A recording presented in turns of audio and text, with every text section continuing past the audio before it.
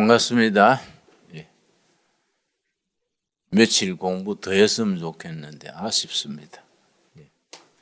발동이 걸릴라 하는데 어떤 권사님이 강남의 한 교회 권사님이 나하고 식사를 하다가 나한테 물었습니다. 목사님은 전생에 무엇이었을까요? 그래가 참 우스워서 권사님 전생에 무엇이었냐 그 발상 자체가 성경과 거리가 먼 동양적인 역사 이해입니다. 동양에서도 힌두교 불교적 사고방식이 전생과 후생 그 역사 이해입니다. 이걸 윤회사관. 그리고 윤회사관의 역사의 이해는 원형사관이다. 원으로 빙빙 돌아가는 사관. 그래서 인도적인 사관뿐 아니라 중국의 음양오행설도 원형사관입니다. 그래서 저는 뱀띠입니다. 41년생 뱀띠인데 내 위에는 용띠. 12띠가 5바퀴 돌면 60년 갑자년입니다. 이게 동양적 사관입니다. 60년 기준으로 역사가 한 바퀴씩 돌면서 계속 돌아갑니다. 시작도 없고 끝도 없이 계속 돌아갑니다. 이 원이기 때문에 빙빙 도는 겁니다. 이거는 성경적인 사관과 전혀 역사 이해가 다릅니다. 윤회사관이 우리하고는 왜 거리가 뭐냐 하면 인도에는 지금 또 굶어 죽는 사람들이 꽤 많습니다. 그런데 한결같이 굶어 죽는 사람들이 웃으면서 죽습니다. 특이한 경우지요. 굶어 죽으면서 아주 행복한 얼굴로 그렇게 굶어 죽습니다. 윤회사관 때문에 그렇습니다. 내가 이 생에서 굶어 죽지만은 착한 마음으로 죽으면 다음 생에 부잣집 아들로 태어난다. 부잣집 아들로 태어난 걸 생각하면서 죽으니까 기분 좋게 죽는 겁니다. 걔가 집을 잘 지키고 도덕을 잘 지키면은 다음 생에 사람으로 태어납니다. 불교에서는 모든 생명이 사람 생명이나 강아지 생명이나 메뚜기나 다 같은 생명에 윤회합니다. 윤회. 개가 집 잘 지키면 다음에 사람으로 태어납니다. 사람으로서 못된 짓 하면은 다음번에는 강아지로 태어나서 보신탕집으로 갑니다. 이 윤회사가입니다. 빙글빙글 돌아가는. 그래서 불교적인 힌두교적인 역사 이해를 가진 사회는 발전을 못합니다. 빙글빙글 돌아가니까 역사에 발전이 없습니다. 그러면 성경적인 역사관, 성경적인 역사 이해는 직선사관입니다. 전진하는 겁니다. 전진. 목표를 향해서 전진하니까 발전이 있습니다. 그래서 전 세계 선진국 20개를 뽑으면 선진국 20나라 중에 일본 외에는 다 기독교 문화권입니다. 일본은 특수한 예외입니다. 19개 나라가 기독교 문화권의 국가들입니다. 어떻게 해서 기독교 국가들이 발전을 해서 선진국이 되었을까? 역사를 이해하는 역사관이 기초가 되어 있습니다. 성경적 역사 이해는 전진사관, 직선사관입니다. 동양의 음행 오행설이나 인도의 윤회설은 원형사관, 원으로 빙글빙글 돌아갑니다. 제자리에 늘 도우니까 발전이 없습니다. 그런데 성경적인 역사관은 창세기 1장 1절 태초에 하나님이 천지를 창조하시니라. 창조가 독일어로 쉐풍입니다. 쉐풍. 쉐풍 창조에서 시작을 해서 역사는 전진합니다. 어디를 향해서 전진하느냐? 요한계시록 21장. 요한계시록 21장. 우리 성도님들이 성경을 전체적으로 이해해야 되고 성경을 깊이 있게 이해해야 되고 성경을 전체로 볼 수 있는 기초 실력을 닦아야 합니다. 그런데 어려서부터 교회를 늘 다닌 사람들도 성경의 역사관, 시간관, 성경적인 축복관, 성령에 대한 바른 이해 이런 것들이 체계적으로 미비하기 때문에 교회는 열심히 다니는데 불교적인 역사관을 가지고 있습니다. 그래서 권사님이 나한테 전생에 뭐였냐고 묻는 겁니다. 그 전생에 이런 말 하는 것은 전혀 비성경적이고 그런 역사 이해는 아주 역사를 정체시킵니다. 자, 요한계시록 21장 1절 또 내가 새 하늘과 새 땅을 보니 처음 하늘과 처음 땅이 없어졌고 바다도 다시 있지 않더라. 새 하늘과 새 땅을 하나님이 창조하십니다. 성경은 창세기 1장 1절 창조에서 요한계시록 21장 새 창조 그 사이에 성경이 들어 있습니다. 창조에서 새 창조로 전진해 나가는데 성경의 맨 마지막 구절이 뭐이냐? 요한계시록 22장 마지막 절 21절은 인사입니다. 요한계시록 22장 21절은 주 예수의 은혜가 모든 자들에게 있을지어다. 아멘. 이건 인사니까 인사를 빼고 마지막 구절은 20절입니다. 20절. 요한계시록 22장 20절이 성경의 마지막 구절이 됩니다. 이것들을 증거하신 이가 가라사대 내가 진실로 속히 오리라 하시거늘 아멘 주 예수여 오시옵소서. 아멘 주 예수여 오시옵소서가 성경 원문으로 마라나타입니다. 마라나타. 마라나타란 말 들으셨지요? 마라나타 선교회, 마라나타 찬양단 뭐 이런 말을 씁니다. 마라나타. 재림하실 주님을 기다리는 신앙.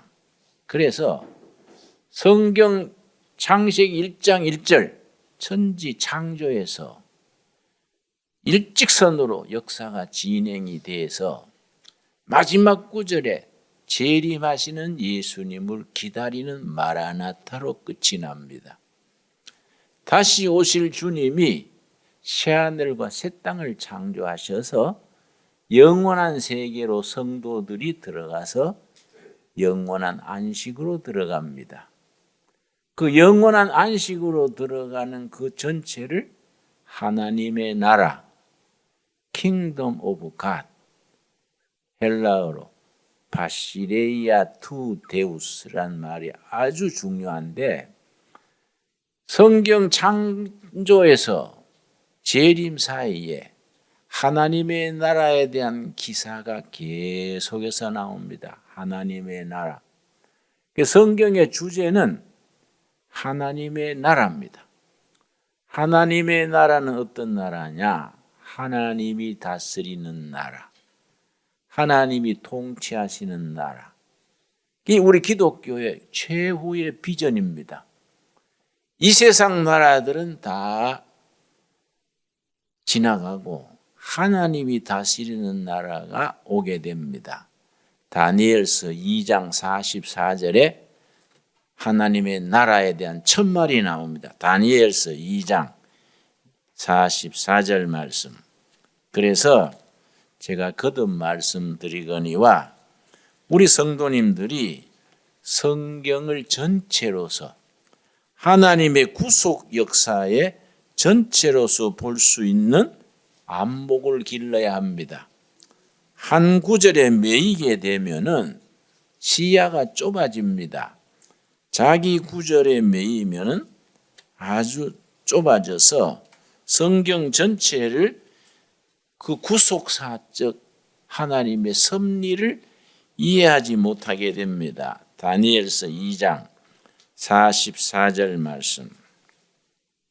이 열왕의 때에, 이 열왕의 때는 여러 나라들이 각축을 다투는 어느 때에 하늘의 하나님이 한 나라를 세우시리니, 하나님이 직접 세우는 나라, 그 나라가 어느 날 임합니다.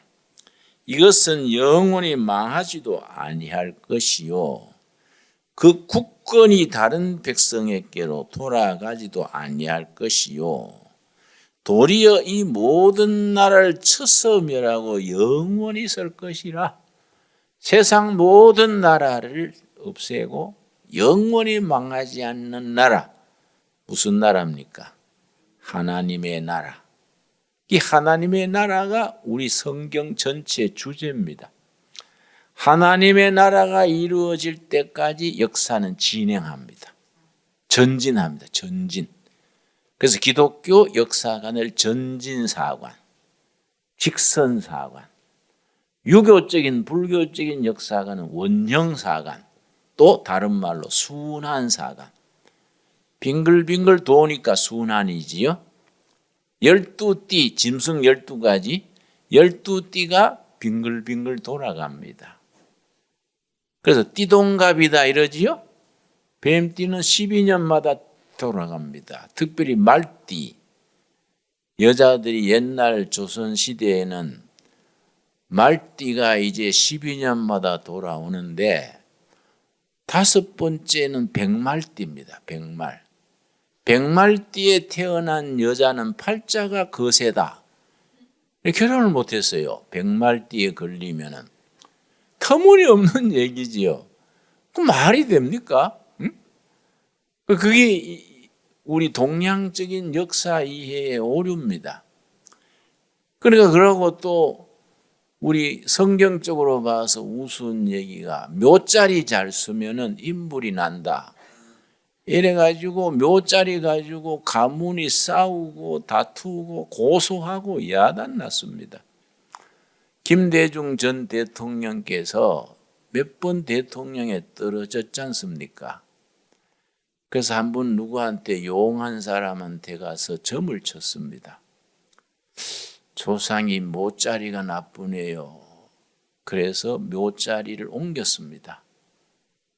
전문 그 풍수지리 보는 사람한테. 그 다음에 당선됐습니다. 이게 이제 알려지니까 그 다음에 대통령 출마한 사람이 이회창 대법관이지요. 그리고 캐톨릭 신자입니다. 근데 한번 떨어지고 나서 2번째 나섰었지요. 그때 누가 권해가지고 조상들의 그 묘자리를 옮깁시다. 그래서 이회창 대법관 후보자가 묘자리를 옮겼습니다. 그래도 떨어졌어요. 근데 서양에 가면은 묘자리라는 생각이 없습니다. 그냥 교회 옆에 쭉 묘지가 있습니다. 그리고 동네 가운데 묘지가 있습니다.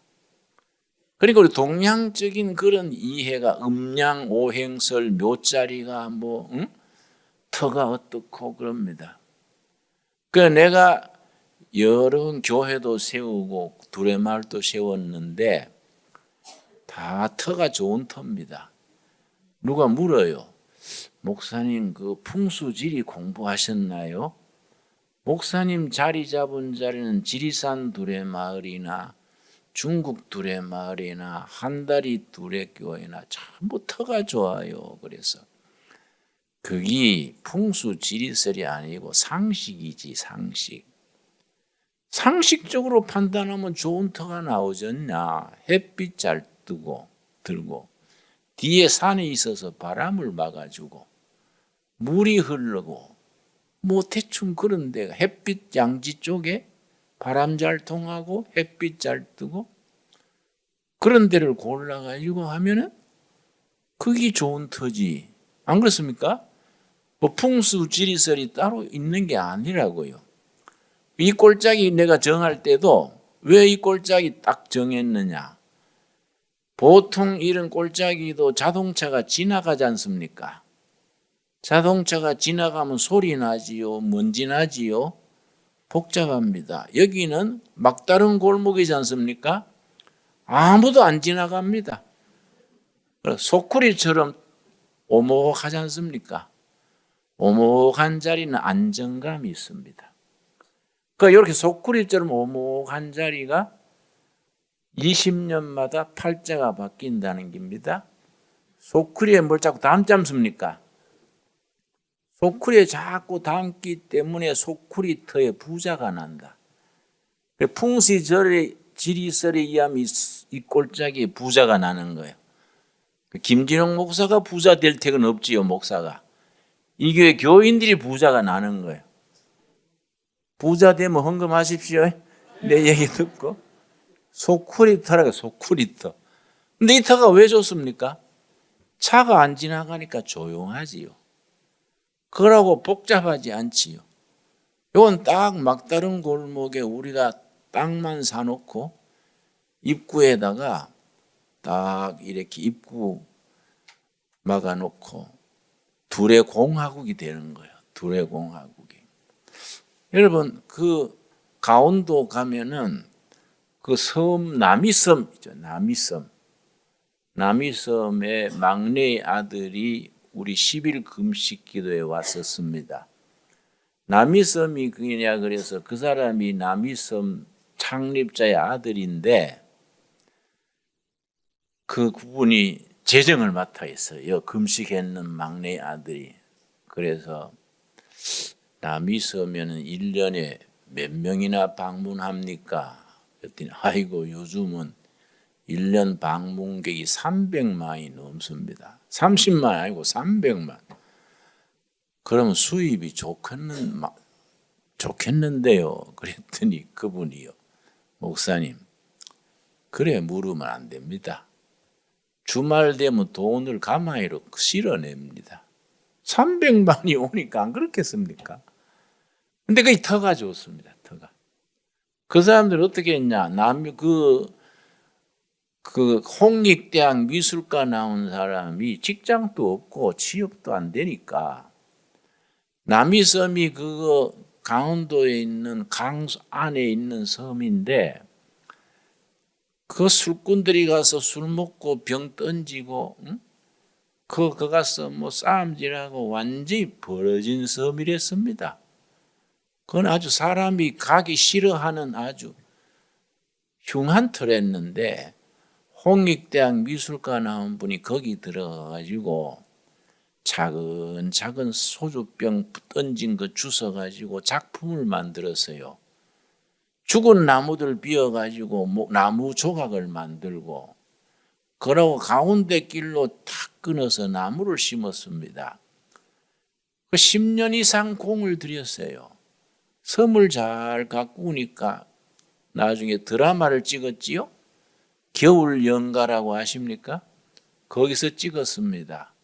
그래 이름이 나가지고 남이섬이 유명해졌는데 내가 가서 보고 배운 것이 그 섬이니까 들어갈 때 배 타고 들어가지요. 배 타고 들어갈 때 남이공화국에 들어가는 여권을 발행해요. 여권을 찍어주는데 얼마씩 받고, 남이 섬이라는 나라에 들어갔다가 나올 때는 또 출국 수속하고 나오는 거예요. 그러니까 차별화가 되지 않습니까? 야, 그 참 발상이 좋다. 그래, 그분들이 크리스찬이길래 막내 아들이 10일 금식에 왔겠지요? 우리가 기도하고 말씀 읽고 하는 사람들은 창조적인 발상을 하게 돼요. 세상 사람들이 그냥 지나치는 것을 우리는 그냥 지나치지 않고 생각하는 겁니다. 내가 가서 보니까 그냥 죽은 나무를 따듬어 가지고 작품을 만들었어요. 그 소주병, 깡통 버려진 것을 전부 그걸 가지고 예술 작품을 만든 겁니다. 만들어 놓으니까 예술품인데 그냥 흩어져 있을 때는 그냥 빈 소주병이지요. 거기에 우리 창조하는 정신이 들어가는 겁니다. 그런데 우리가 기독교 신앙에서 중요한 것은 창세기 1장과 2장 첫 부분에 창조 이야기가 나옵니다. 그런데 우리가 신앙인들이 잘못 생각하는 게 있습니다. 창조 이야기가 창세기 1장과 2장 첫 부분에서 끝난 것으로 생각하기 쉬운 겁니다. 하나님의 영은 창조하시는 영입니다. 창조하시는 영은 지금 또 역사하시는 겁니다. 성령을 받으면 창조적인 사람이 되는 겁니다. 이해 갑니까? 성령 받아가지고 뭐 뜨겁고 기쁘다가 뭐 식어버리고 이게 아니다. 성령을 받고 말씀의 은혜를 받고 말씀의 영감을 받으면은 이 세포, 두뇌 세포 자체가 바뀌는 거예요. 창조적인 사람으로. 다른 사람이 생각하지 못하는 걸, 미래를 보는 안목이 생기고, 다른 사람이 볼 때는 이거 형편없다는데 그 사람은 아니야. 보는 눈이 생기는 겁니다. 여러분, 우리가 성경 읽으면서 성경을 깊이 묵상하고 성경 속에서 우리 인생 살아갈 길을 찾는 겁니다. 그래서 기독교 문화권에서 선진국이 나오는 이유가 있는 거지요. 그래서 내가 이스라엘 갔을 때에 이스라엘은 강원도만 합니다.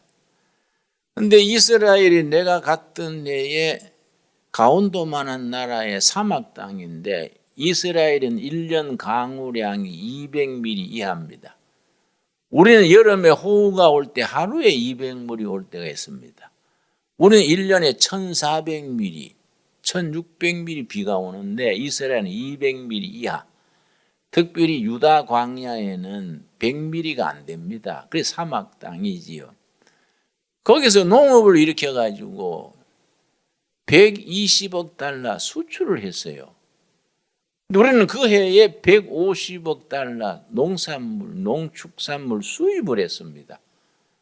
강원도만한 나라 사막 땅에서는 120억 달러 수출을 하고 훨씬 큰 나라고 가는 곳마다 땅 파면 물이 나오고 이 좋은 사철이 있는 나라에서는 농산물을 150억 달러 수입을 하니 이게 어디서 그런 차이가 나느냐? 그러니까 기부주를 갔는데요. 공동체지요. 기부주 공동체를 갔는데 그 기부주 공동체 외국 손님을 담당하는 담당관이 농림부 전 차관이요. 농림부 전 차관이 기부주에서 노후를 보내면서 손님 접대 역을 맡아 있는 겁니다. 그러니까 전 농림부 차관이니까 내가 물었지요. 어떻게 이 모래땅 사막 땅에서 1년에 농업 수출을 120억 달러를 했습니까?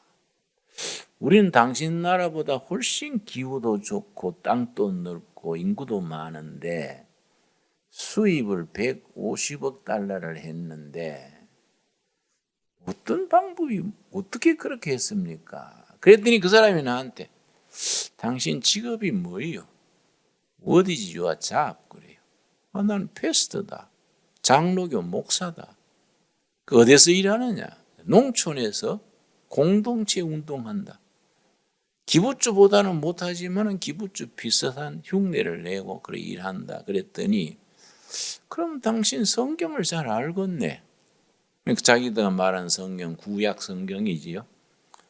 구약 내가 설교하고 그러지 않냐. 그랬더니 우리가 쓰는 농법이 토라 농법이다. 토라는 말씀입니다. 말씀. 창세기부터 여호수아까지를 토라라 그러고 또 성경 전체 구약 성경 전체를 토라라 그럽니다. 말씀 농법이다. 그래서 내가 물었지요. 나도 구약 성경 가지고 설교도 하고 하는데 구약에 농사 짓는 법이 어디 있냐? 구약에 농법이 없잖냐? 그랬더니 그 사람이 웃으면서 이사야서를 아이자이어 그래. 아이자이어 43장 챕터 43 18 verse 43장 18절 읽어봐라. 농법이 나온다. 우리는 그 농법을 썼다. 그 자리에서 성경 읽었습니다. 이사야서 43장 18절 말씀. 그래서 제가 말씀드리고 싶은 것은 기독교적인 인간관, 역사관, 기독교적인 가치관을 바탕으로 성경적인 사고방식을 가져야 되는 거지요. 성경적인 발상을 하고 성경적인 인생 살아가는 사고방식을 얻어야 되는데 우리가 교회를 다니고 하면서도 사고방식은 비성경적으로 불교적인 사고방식으로 동양적인 음양 오행설로 이렇게 하니까 빗나가는 거이지요. 자, 이사야 43장 18절 말씀. 너희는 이전 일을 기억하지 말며 옛적 일을 생각하지 말라. 이걸 농림부 차관이 말해주기를 우리는 이 1년 강우량이 200mm가 안 되는 이 모래 사막 땅에서 모래 사막 땅에는 물이 없어서 농사가 안 된다. 이전 사고방식을 버려라. 그렇게 읽었다는 거예요. 이전 사고방식 고정관념을 버려라. 발상의 전환. 그걸 학문적인 용어로 패러다임 시프트 그래요. 패러다임 시프트. 사고방식의 구조를 바꾸어라. 패러다임 시프트. 발상을 전환시켜라. 모래 땅에는 물이 없고 해서 농사가 안 된다. 이전 일을 생각하지 말아라. 옛날의 고정관념을 버려라. 거기서부터 시작했다는 겁니다. 그래서 뭡니까? 19절. 보라, 내가 새 일을 행하리라. 하나님께서 사막 땅, 물 없는 땅에 새로운 농업, 새로운 일을 행하신다. 그렇게 자기들은 받아 읽었다는 거예요. 그래서 그 다음 뭐이냐? 이제 나타낼 것이라 너희가 그것을 알지 못하겠느냐? 정령이 내가 광야의 길과 사막의 강을 내리라. 광야, 사막, 광야에 강을 내고 사막에 광야에 길을 내고 사막에 강을 낸다. 이걸 농업에 적용을 해서 광야 사막에 농로를 뚫어서 트럭터가 다니게 하고 그 광야 사막에 갈릴리 호수물을 400km를 끌어들였어요. 사막에 수로가 흐르게 했다. 성경을 그렇게 적용을 하는 거야. 자기들의 삶의 현장에 성경을 텍스트. 우리 삶의 현장은 컨텍스트예요.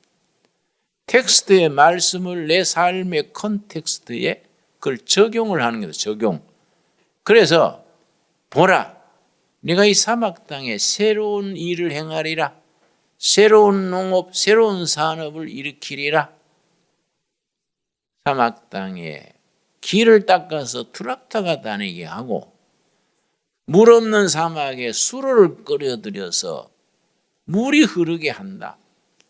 그래서 갈릴리 호수물을 끌어들여 가지고 그래 농사를 짓는데 그 사람들이 얼마나 철저하냐 하면은 그 사막 땅에 무슨 작물이 잘 되느냐 그걸 농학자하고 공무원하고 농민 셋이서 조를 짜서 연구를 했어요. 이 사막 땅에 무슨 작물이 잘 되느냐?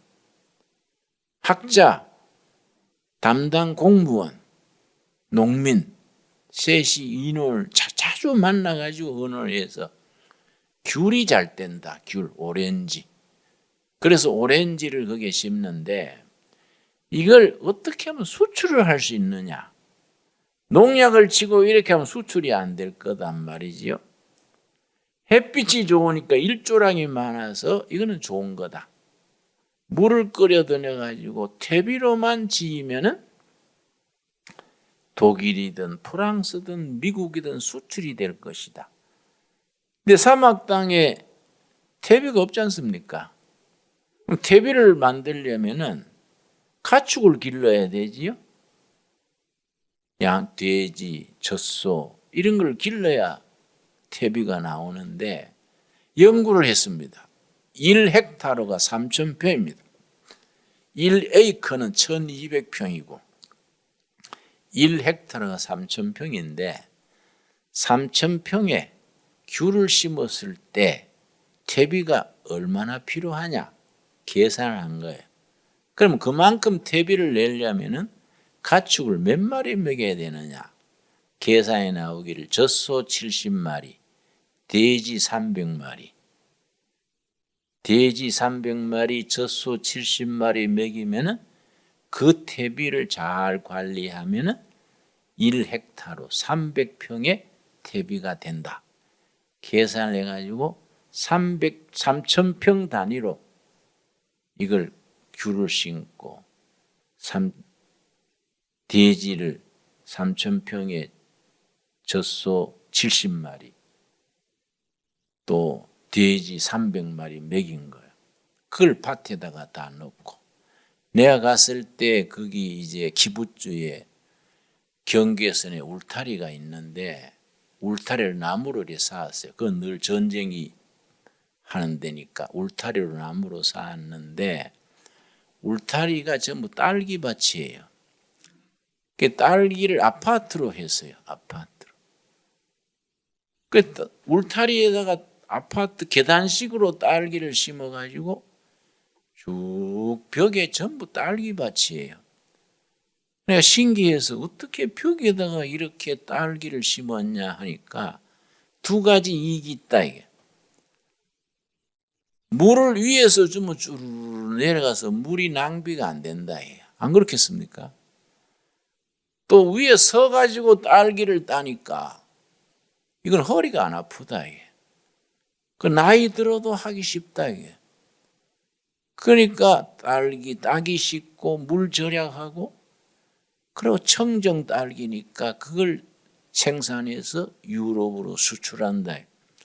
그래야 독일에 가서 가는 데마다 과일을 사서 먹는데 독일에 가서 과일 가게에 갔더니 오렌지를 파는데 스페인이나 프랑스나 이런 데 나온 오렌지보다가 이스라엘 오렌지가 3배가 비싸요.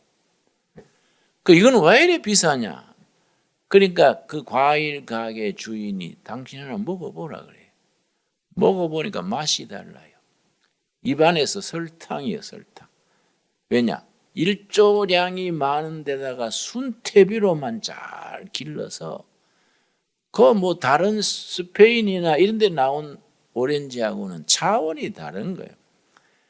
그러니까 우리가 머리를 써야 되는 거지요. 이스라엘도 우리도 자원이 없는 국가고 아주 전쟁 대치 국면에 있고 비싼 데가 많지 않습니까? 그래서 어떤 사람들은 이스라엘과 우리하고 관계를 어떤 부흥사가 말하기를 12지파 중에 없어진 지파가 있습니다. 단지파가 없어졌습니다. 지금 또 학자들이 단지파 행방을 찾고 있어요. 단지파가 중간에 사라졌습니다. 어디로 갔을까? 그래 한국 부흥사 중에는 걸어서 한반도에 왔다. 증거가 있다 이거. 무슨 증거냐? 단군 자손 아니냐? 단군 김군 미스터 단이다 이거죠. 단군 자손이 그 후손이 아니냐? 그 동양의 말세의 복음화를 위해서 하나님이 빼돌려 놓은 기다. 그런 걸 믿거나 말거나 하는 게인데 그만큼 유사성이 있다는 얘기지요. 나는 우리 신앙인이 성경을 읽고 기도하고 응답받고 발상이 달라져야 돼. 그렇지요? 예수 안 믿는 사람하고 우리가 뭐이 다릅니까? 술 안 먹지요. 담배 안 피우지요. 기도 생활하지요. 차원이 다르지 않습니까? 그만큼 세상 사람보다 우리가 앞서는 거예요.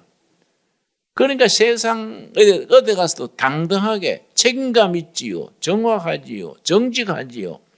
그런 사람들을 세상은 사용하게 돼 있는 거지요.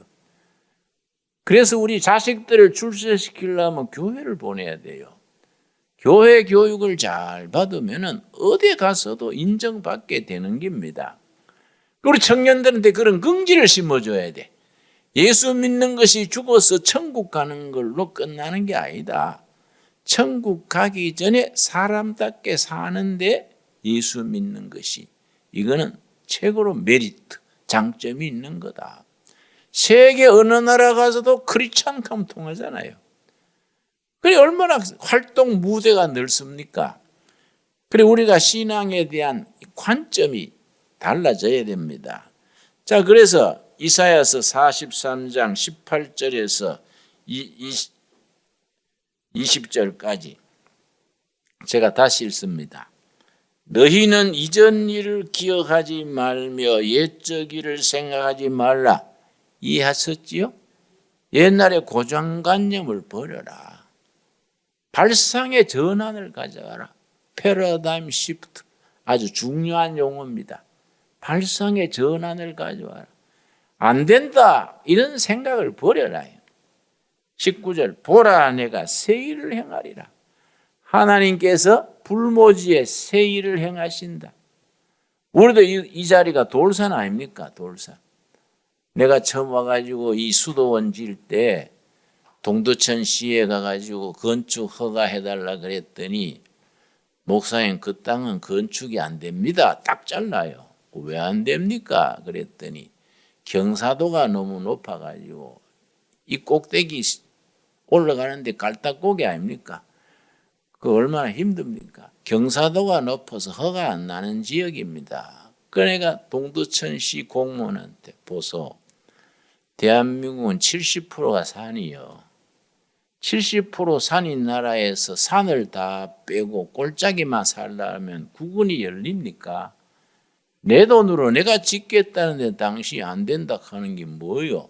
당신 직업이 안 된다 하는 직업이요? 그랬더니 법이 안 됩니다. 그래서 법을 고치시오. 법을 국회에서 고치지 우리가 고칩니까? 국회 고치도록 서류 올리고 활동을 하고 우리가 시범을 하면 저보고 괜찮다고 나중에 올립시다. 무조건 내주시오. 내가 그래가지고 받아냈지요. 그래 그 가파른 데다가 위에 집을 지어 놓으니까 얼마나 경관이 좋고 얼마나 좋습니까? 그러니까 북한은 가면도 산이 더 많지요. 통일이 되면 우리가 삼수갑산에 북한 두레마를 세워가지고 번듯하게 해봅시다. 안 그렇습니까? 우리가 그런 비전이 있고 미래에 대한 도전이 있어야 돼. 그냥 산이 많은 땅에서 산골짜기 다 피해버리고 꼴짜기만 붙어가지고 먹고 살라 그러면 그게 얼마나 자본에 대한 낭비입니까? 그러니까 발상을 바꾸어서 하나님이 새 일을 행한다. 사막에 농로로 길을 내고 광야에 강을 내리라. 이스라엘 사람들은 그 성경 말씀으로 농사를 지어서 그 열악한 땅에서 그만큼 수출을 하는 거예요. 우리는 괜히 좋은 땅에서 머리를 안 쓰니까 그래서 내가 독일에 오는 길 갔었는데요. 제약회사 사장 만나가 얘기를 하는데 내가 농촌에 있다 그러니까 당신 농촌에 있으면 우리한테 한 가지 수출해 줄 게 있다. 그래서 뭐냐 그래 엉겅퀴를 수출해 달래요. 그 산에 들에 흔한 게 엉겅퀴인데 그걸 왜 수출하냐 그랬더니 자기 회사에서 엉겅퀴로 간경화의 약품을 만드는데 1년 수출액이 400만 마르크. 그만큼 수익이 좋다는 게 자기 회사의 효자 상품이래요. 그래서 전 세계 은근히 채취를 해가지고 조사를 해보니까 한국 땅에서 나오는 은근키가 약효가 제일 좋대요. 유럽에서 나오는 은근키보다 약효가 2배 이상이래요. 한국에 몇 번이나 은근키 수출해달라고 오파를 보냈는데 답이 없다는 거예요. 내가 한국 가면은 우리 두레마을 사람들하고 은근히 우리가 수출하는 거래 의논할게. 그러고 이제 기분 좋게 왔는데 우리 남양만의 시골에 있을 때 독일 갔다 와가지고 식구들 다 모아놓고 독일에서 은근히 수입하겠대. 우리 한번 해보자. 식구들이 선뜻 나오니 그거 안 됩니다, 목사님. 왜? 그러니까 사내들에 어쩌다가 있는 거 그거 모아가 채취하려면 인건비가 안 됩니다. 그래서 참 한심하네. 네 머리는 장식품이냐? 머리는 왜 달고 댕기냐? 응? 머리를 써라. 머리를 사내들에 가을에 씨받아 가지고 묵밭에 뿌려놓으면 엉겅퀴 밭이 되지 않냐? 안 그렇습니까? 그래 묵은 밭에 뿌려가지고 엉겅퀴 키워가지고 수출하면 사내들의 엉겅퀴 따로 댕기가 되겠냐? 네 그래 생각하니까 인생이 피지를 않는다. 응? 이 생각이 오그라들면요 될 게 없어요. 응? 북한은 죽었다 깨도 안 됩니다. 저거는 요새 뭐 원자탄 가지고 뭐 제주 피우려고 하는데 안 돼요. 우리가 북한 나진선봉에 고아원을 세우는데요. 우리가 직접 공사하기로 했습니다. 우리하고 같은 크기의 고아원을 소망교에서 짓는데 그거는 330만 달러 들었어요. 우리는 직접 지니까 27만 달러 들었어요. 10분의 1이 안 드는 게다. 왜냐? 소망교회는 그걸 공산당 직원한테 맡기니까 다 띠먹어버리는 거예요. 나는 우린 직접 안 하면 안 한다. 그래야 직영했는데요. 북한 노동자 200명, 중국 노동자 90명, 감독하는 사람은 미국 시민권 가진 건설 책임자예요. 고아원 질 때 내가 한창 공사할 때 가서 담당자한테 북한 사람들이 일 잘합니까? 그러니까 아이고 이 나라 이거는 이미 망해버린 나라입니다. 그래서 왜 그래요? 왜 그래 악담을 해요? 그랬더니 말 마세요. 북한 노동자 200명이 일하는 것이 중국 노동자 90명 일하는 거에 절반밖에 안 된대요. 그걸 영어로 productivity 그래. 생산성이 2분의 1밖에 안 된대요. 그래 이 나라가 안 망하겠습니까? 외국에서 원조 갖다 준다고 되는 게 아닙니다. 일을 안 한다는 거예요. 왜 그래요? 그랬더니 아침에 설렁설렁 나와가지고 삽들고 어영부영 하다가 12시 되면은 밥 먹으러 가는데 밥을 먹었는지 안 먹었는지 2시간 뒤에 와가지고 삽들고 얼쩡거리다가 5시에 가버리고 일이 되지를 않는다. 90명 되는 중국 사람이 훨씬 더 일 잘한다는 거예요. 그래 그러면 중국 사람들은 남한 사람들에 비해서 작업량이 어느 정도예요? 그랬더니 아마 남한 노동자에 비해서 작업량이 2분의 1은 되겠지요. 중국 사람들도 부지런히 안 하는 거예요. 일을 야무지게 하는 거는 남한 사람들이지요. 그러니까 우리가 중국보다가 앞서게 되는 거이지요. 거기다 우리가 신앙생활을 제대로 하고 정신만 똑바로 하면은 통일 한국 시대에 교회가 앞장서서 국민을 바로 가르치면 단군 일의 선진국으로 가게 될 줄로 믿습니다. 이런 우리 생각을 가지고 교회가 국민 정신을 바로 이끌어간다는 생각을 가져야 되지요. 자, 에베소서 우리 1장 보겠습니다. 에베소서 1장. 에베소서가 교회론이 중심입니다. 교회론. 새로운 뉴 커뮤니티, 하나 되는 공동체가 에베소의 주제인데 하나 되는 새로운 공동체, 그게 교회입니다. 교회. 그 에베소서의 주제가 교회론입니다. 1장 3절 찬송하리로다 하나님 곧 우리 주 예수 그리스도의 아버지께서 그리스도 안에서 하늘에 속한 모든 신령한 복으로 우리에게 복 주시되, 우리에게 복을 주셨는데 세상 복이 아니고 어디에 속한 복입니까?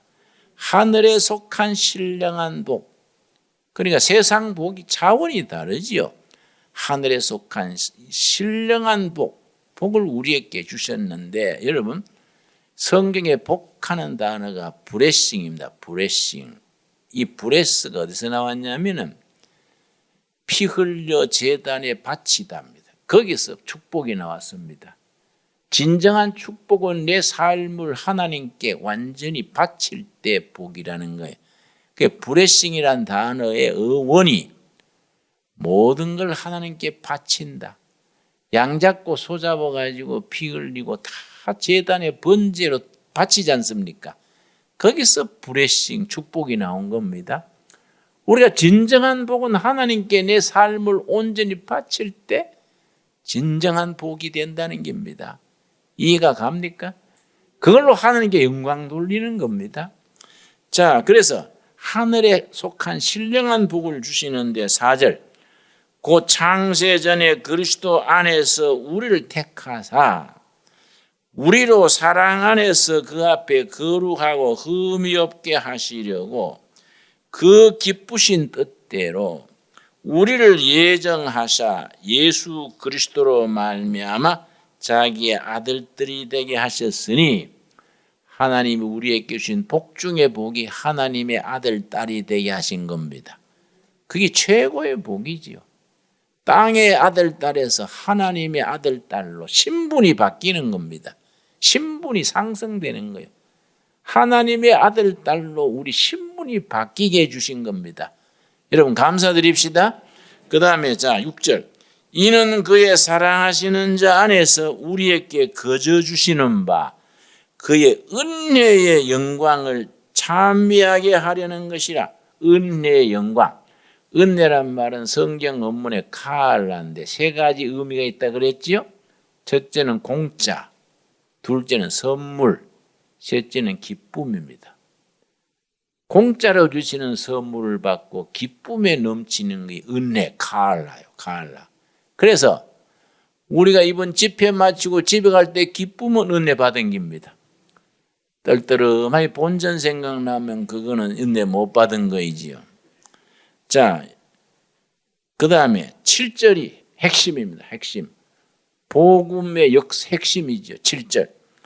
우리가 그리스도 안에서, 누구 안에서입니까? 그리스도 안에서. 에베소서가 6장으로 되어 있는데 그리스도 안에서, 예수 안에서가 43번 나옵니다. 6장 속에 그리스도 안에서, 예수 안에서, 헬라어로 en Christos, 영어로 in Jesus, in Christ 43번 되풀이 나와요. 모든 길은 은혜, 예수님 안에서 통하는 겁니다. 예수 밖에 구원이 없고 예수 안에 구원이 있는 겁니다. 예수 밖에도 구원이 있다는 것을 요즘 말로 다원주의 그래요. 다원주의. 복음의 유일성, 그리스도 안에 하나님이 만드신 구원의 길이 있는 겁니다. 아멘 하십니까? 그걸 확신을 가져야 돼요. 우리가 폭넓은 척하고 불교도 제대로 믿으면 구원이 있고 뭐든지 착하게 하면 구원받는 게 다원주의. 우리 복음은 사도행전이나 말씀에서 다원주의를 허락하지 않습니다. 왜냐? 구원의 방법을 하나님이 정해서 우리한테 계시하신 겁니다. 하나님의 방법은 하나님이 정한 거이지 우리 방법은 다르다. 이게 이해 가지요? 그래서 그런 점에서 다원주의는 성경적으로 안 맞는 거지요. 그리스도 안에서, 이 말이 중요한 겁니다. 그래서 내가 지역할 때 목사 장로들이 한 10여 명이 같이 지역을 사는데 다 민주화 운동하다가 감옥에 들어온 사람들이라서 의식이 다르지요. 가끔 모여서 운동장에 모여서 쉬는 시간에 토론을 하는데 예수님의 제자가 누구냐? 토론이 민주화 운동에 헌신하는 사람은 그리스도의 제자다.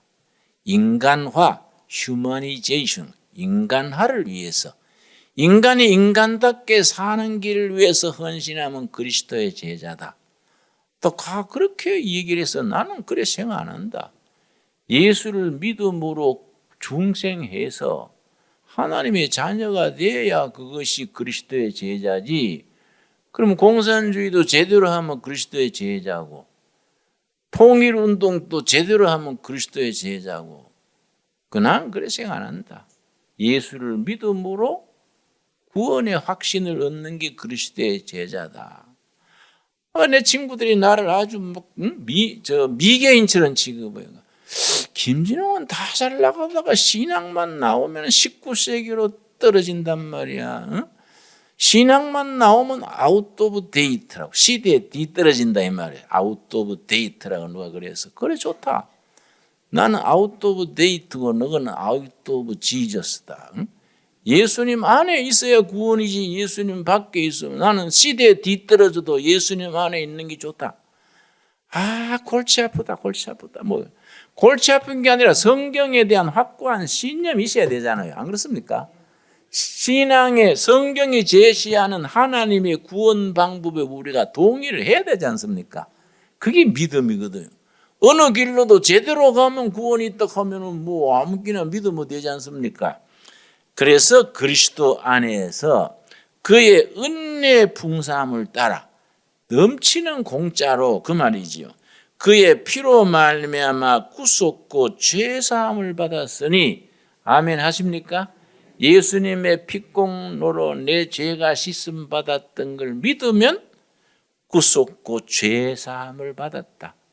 예수를 믿음으로 예수님의 피가 내 죄값을 다 치렀다. 그걸 속죄 신앙, 구속 신앙이지요.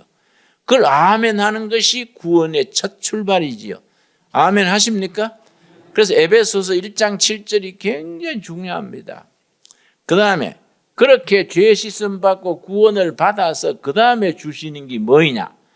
에베소서 1장이 굉장히 깊이가 있습니다. 8절. 이는 그가 모든 지혜와 총명으로 우리에게 넘치게 하사, 지혜와 총명의 단어의 의미가 정확하게 이해해야 됩니다.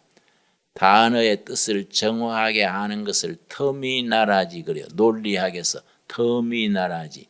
말의 의미를 정확하게 이해하는. 지혜는 하나님의 뜻을 분별하는 영적 설기. 이게 지혜입니다. 총명은 세상적인 통찰력, 세상적인 인사이트. 이게 총명입니다. 자, 나 같은 목회자는 지혜와 총명 중에 어느 쪽이 앞섭니까? 하나님의 뜻을 잘 분별해서 교인들한테 전달하여 지혜지요. 사업하시는 장로님은 어느 쪽이 앞섭니까? 총명이 있어야 투자를 잘하고 기업을 잘 성공시키지요. 논문 쓰는 박사님은 지혜와 총명 중에 얻은 게 앞섭니까? 총명이 있어야 논문을 잘 써서 좋은 학자가 되지요. 그런데 성령 충만은 양쪽을 합친 거지. 양쪽을 합쳐서. 자, 그래서 9절. 그런 지혜와 총명을 주셔서 우리에게 뭘 주시느냐? 그 뜻에 뭐이지요? 비밀. 거기에 줄을 칩시다. 비밀. 숨기는 비밀, 시크리트가 아니고 신비, 미스테리. 하나님의 뜻의 신비입니다. 신비. 왜 신비냐? 사람의 지혜와 사람의 지식으로는 도저히 알 수 없는 하나님이 가르쳐 주셔서 알 수 있기 때문에 신비, 미스테리입니다. 그 신비를 우리에게 알리셨으니 곧 그 기쁘심을 따라 그리스도 안에서 때가 찬 경륜을 위하여 예정하신 것이니, 예수님 안에서 때가 차서 나타나는 경륜, 경륜이란 말에 줄을 칩시다. 경륜 있는 정치가 그렇게 말하지요? 그 사람은 경륜이 없어. 그 사람은 자리만 높았지 경륜이 없어. 경륜이란 말이 굉장히 중요합니다. 그래서 한문의 경륜이란 말이 의미가 있지요. 이 경륜을 영어로 번역할 때는 플랜, 영 뜻을 못 따라가지요. 플랜, 계획, 차원이 다르지요. 한문의 경륜이란 말과 영어의 프레인이 다르지 않습니까? 경륜이란 말의 히브리 헬라어 뜻이 오이코노모스입니다. 오이코노미아 이런 단어를 합성어라 그럽니다. 두 단어 이상이 합쳐져서 한 단어가 되는 걸 합성어라 그러는데 오이코노미아 경륜은 하나님의 경륜 오이코노미아는 두 단어가 합쳐졌습니다. 오이코스 더하기 노모스. 오이코스는 살림살이입니다. 노모스는 집안의 살림살이, 온 우주의 살림살이, 하나님께서 온 우주를 이끌어 가시는 하나님의 살림살이, 이 하나님의 경륜입니다. 한 국가를 잘 이끌어가는 국가의 살림살이 경륜 있는 정치가지요. 우리 문재인 대통령이 좀 경륜이 있으면 얼마나 좋겠습니까? 우리 기도해야 됩니다. 그렇지요? 그 사람이 자고 나서 경륜이 탁 있어지면 얼마나 나라가 좋겠습니까? 대통령이 오나가나 쪼다처럼 놀면 그 나라가 어떻게 됩니까? 안 그래요? 내려오시오 한다고 내려올 것도 아니고, 놔두고 보려니까 속 시리고, 괜히 그 쳐다보다가 위장병 생기고, 그것도 뭐, 응? 그래가 5년이 지루해지면 그 골치 아픈 거예요. 그러니까 경륜이요, 경륜. 온 나라를 다스리는 살림살이가 오이코노미아예요. 가정경제도 호주가 경륜이 있어야 되지. 마누라가 아무리 콩나물값까지 아껴가지고 시장 보고 다녀도 남편이 경륜이 없으면 뭐 바가지 깨지고 뭐 집안이 고생만 하지. 이 경륜이란 말이 참 중요합니다. 여기서 영어 단어가 둘이 나왔습니다. 경제, 이코노믹스. 경제란 말이 경륜에서 나온 말입니다. 오이코노미아, 이코노믹스 비슷하지요? 모든 하나님의 경제, 사장의 경륜. 또 두 번째는 에큐메닉스. 복잡한 것을 하나로 통일하는 능력이. 그 영어로 unity in variety 그래요. 다양한 것을 하나로 딱 줄여가지고 이거다. 그래서 경륜 있는 지도자는 복잡할수록 첫째, 이게 둘째, 이거 셋째 딱 정리해가지고 복잡한 것을 쉽게 정리하는 겁니다. 경륜이 없는 지도자들은 들어가면 더 복잡해져 버리는 거예요. 우리나라 국회가 그렇잖아요. 별것도 아닌 걸 국회에 들어가면 막 꼬이가지고 실타래처럼 복잡해지잖아요. 그러나 우리나라 국회의원 전부 브라질로 수출해야 된다. 수출하고 새로 뽑으면 안 그렇습니까? 경륜이 없이 주물럭거리면은요, 응? 봉사 하나 만지듯이 주물럭거리기만 하고, 응? 뭐 되는 게 없다 이 말이에요. 경륜이요, 경륜. 그 이코노믹스. 모든 경제는 하나님의 경제다. 그 요셉이 경영학 박사라도 얼마나 정치를 잘했습니까? 요셉이. 느헤미야가 뭐 경제학, 행정학 석사가 아니라도 얼마나 성공적인 계획을 했습니까? 영적으로 도통하면 다니엘처럼 요셉처럼 그런 경지에 올라가게 되는 거이지요. 그 깊은 영적 단계가 올라가면 그렇게 올라갈 수 있게 되는 겁니다. 우리가 말씀을 통해서 그런 경륜을 온몸으로 깨닫게 되기를 바랍니다. 그래서 복잡한 현실에서 간단하게 딱 정리해서 이걸 합시다. 힘을 모읍시다. 이래가지고 앞으로 나가는 거이죠. 그 하나님의 경륜을 위하여 예정한 것이니, 자, 10절이 오늘 이야기하는 결론입니다. 10절이 중요한 겁니다. 10절 우리 한번 같이 읽겠습니다. 하늘에 있는 것이나 땅에 있는 것이 다 그리스도 안에서 통일되게 하려 하심이라. 하늘에 있는 것 거룩한 것, 땅에 있는 것 속된 것, 성과 속이 누구 안에서 하나 됩니까? 예수님 안에서 하나 되는 겁니다. 성속, 하늘과 땅, 교회와 세상이 하나님의 경륜 안에서 하나 되는 겁니다. 그래서 김일영 목사가 주일 설교하는 게 거룩하지요? 이 집사가 가게에 나가서 열심히 장사하는 것이 거룩한 거예요. 누구 안에서 그렇습니까? 그리스도 안에서. 우리 목사님들이 목회하는 것이 거룩하지요? 권사님이 식당 경영하는 것이 거룩한 거예요. 손님을 예수님처럼 대하고 열심히 벌어가지고 국가 세금 내고 11조 헌금 내고 자식 가르치고 이거 얼마나 거룩한 게냐. 예수님 안에서. 우리 신앙이 이걸 이런 놈. 그런데 동양적인 인도적인 플라톤 헬라적인 사상은 이원론이에요. 이원론. 그 성경에 대한 바른 이해를 해야 됩니다. 성경은 이런 놈입니다. 이런 놈. 헬라의 플라톤 사상이나 동양의 음양 사상은 하늘과 땅이 갈라놓는 겁니다. 성속이 구분되는 겁니다. 하늘은 거룩하고 땅은 속된 거. 이 갈라놓는 겁니다. 성경은 이런 놈. 하늘과 땅이 예수님 안에서 함께 거룩해지는 겁니다.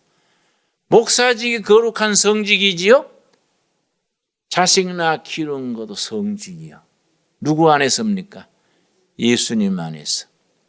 열심히 장사해가지고 재물을 불켜서 11전금 내고 세금 내고 고용정대하고 거룩한 게 예수님 안에서.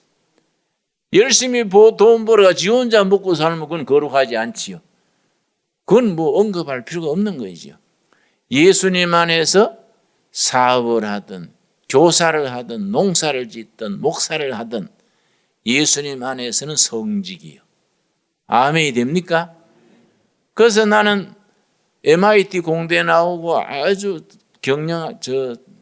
전자공학의 박사인데 삼성에 있다가 아주 요직에 있는데 사퇴하고 신학교 가겠다 그래서 내가 한사코 말렸어요. 당신 거기서 정말 신앙인답게 연구해가지고 두각을 나타내서 당신 지금 그 신학 가가지고 내가 보니까 별로 말솜씨도 없는데 신학 해가지고 설교하면 교인들은 졸고 당신은 말이지 심 빠지고 그 좋은 자리에서 왜 하나님 전거할 수 있는데 그 사표 내고 신학교를 왜 가려고 그래요? 신학교 가면 신앙이 좋아지는 데가 아닙니다. 신학교는 신학교 총장 별명이 소방서 소장입니다. 불 끈다고. 불 끄는 소방서 소장이요. 교수들은 불 끄는 소방관들이고 뜨겁게 신학 들었다가 불 다 꺼져가지고 졸업하는 겁니다. 그런 생각하지 말고 그 자리에서 예수님의 제자가 되시오. 내가 한사코 말렸어요. 안 그렇습니까? 예수님 안에서 자기 받은 은사, 자기 직책, 자기 직업을 최대한 열심히 하면서 복음의 증인으로 사는 것이 하나님의 경륜이네. 예수님 안에서 하늘과 땅이 하나 되는 이런 논. 그런데 플라톤 사상이나 동양 사상은 이원론. 하늘과 땅, 성과 속이 구분. 세상은 속된 것이고 이거는 멸망할 것이고 하늘은 거룩하고 교회는 거룩하고 이 망할 세상 이거는 우리가 상대하면 안 된다. 그 산색에 들어가서 솔잎 따먹으면서 기도한다고 그러다가 폐렴 걸려 죽은 사람이 있어요. 그건 뭐이냐 우리가 세상 속에서 우리가 하나님의 받은 직책을 열심히 하는 거지요. 이게 거룩한 기지요. 이걸 이런 논. 세상과 교회를 분리하는 것은 무슨 논이라고요? 이원론. 교회와 세상을 갈라놓는 게 이원론. 그래서 막스 웨버라는 독일의 사회학자가 유명한 책을 썼는데 소명으로서의 정치. 국회의원 되고 도지사 되고 대통령 되는 것이 하나님이 주신 사명감이다. 사명감을 가지고 목사가 되듯이 사명감을 가지고 시의원이 되고 도의원이 되고 국회의원 되는 것이 소명으로서 정치다. 그것을 실천했는 사람이 네덜란드의 아브라함 카이퍼라는 목사인데 대통령이 있습니다. 아브라함 카이퍼. 이름 들은 적이 있습니까? 네덜란드의 대통령을 했는데 이 사람이 목사하면서 정당을 만들어 가지고 네덜란드의 대통령이 됐는데 이 사람이 지금 네덜란드의 부흥의 기초를 닦았어요. 모든 네덜란드의 제도를 성경적 기초 위에 다시 닦은 거예요. 교육, 모든 행정, 모든 걸 성경적 기초 위에서. 아브라함 카이퍼가 대통령으로 그 일할 때는 반대를 엄청 받았어요. 그러나 아브라함 카이퍼가 나는 목사의 성직자가 되는 사명감처럼 대통령을 한다. 난 사명감으로 하는 거이다. 그래서 아브라함 카이퍼가 지금의 네덜란드의 기초를 닦아서 아주 훌륭한 나라가 됐지요. 그 같은 거예요, 우리가.